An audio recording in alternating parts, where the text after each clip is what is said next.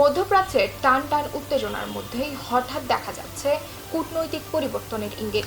ইরানকে নিশ্চিহ্ন করে দেওয়ার হুমকি দেওয়ার পর শেষ পর্যন্ত যুদ্ধবিরতির পথে হাঁটার ঘোষণা দিয়েছেন মার্কিন প্রেসিডেন্ট ডোনাল্ড ট্রাম্প।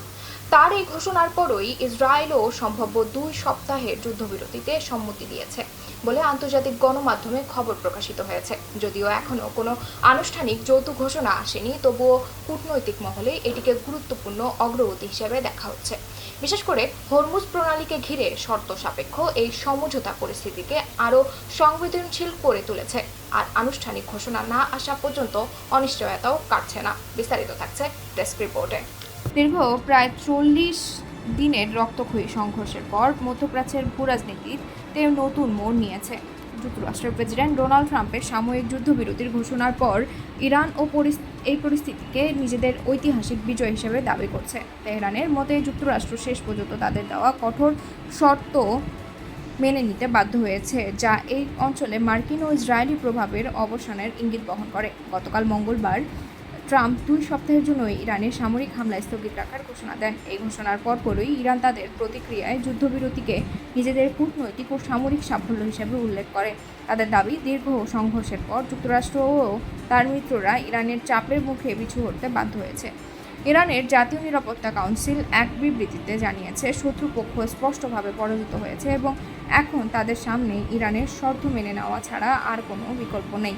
এই বিবৃতিতে যুদ্ধবিরতিকে ইরানের অবস্থাকে আরও শক্তিশালী করার একটি ধাপ হিসেবে তুলে ধরা হয়েছে।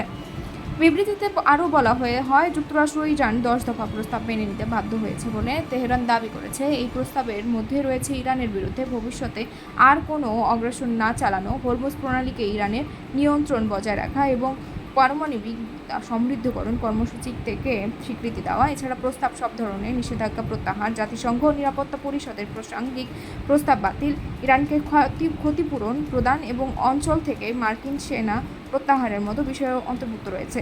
লেবানন সহ বিভিন্ন ফ্রন্টে সংঘাত বন্ধের কথাও এই প্রস্তাবে উল্লেখ করা হয়েছে বলে জানান তেহরান। ইরানের দাবি অনুযায়ী গত 40 দিন ছিল ইতিহাসের অন্যতম কঠিন সামরিক সংঘর্ষ, যেখানে তারা ও তাদের মিত্ররা শত্রুপক্ষের ওপর বড় ধরনের আঘাত এনেছে। তাদের মতে এই সংঘর্ষে ইরানের সামরিক ও কৌশলগত সক্ষমতা আন্তর্জাতিক অঙ্গনে আরও সুদৃঢ় হয়েছে। তারা আরও দাবি করেছে, যুদ্ধ শুরুর মাত্র 10 দিনের মধ্যে যুক্তরাষ্ট্র বুঝতে পারে যে তারা এই সংঘর্ষে জয়ী হতে পারবে না। এরপর থেকেই বিভিন্ন মাধ্যমে যুক্তরাষ্ট্র ইরানের সঙ্গে যোগাযোগ শুরু করে এবং যুদ্ধবিরতির পথে অগ্রসর হয় বলে ইরান অভিযোগ করেছে। অন্যদিকে হোয়াইট হাউসও এই যুদ্ধবিরতিকে নিজেদের জন্য একটি কৌশলগত সাফল্য হিসেবে তুলে ধরেছে। যদিও ইরান এটিকে পরাজয় হিসেবে উল্লেখ করেছে, যুক্তরাষ্ট্র নিজেদের অবস্থানকে বিজয় হিসেবে দেখাচ্ছে এবং কূটনৈতিক সমাধানের পথ খুঁজছে বলে দাবি করছে।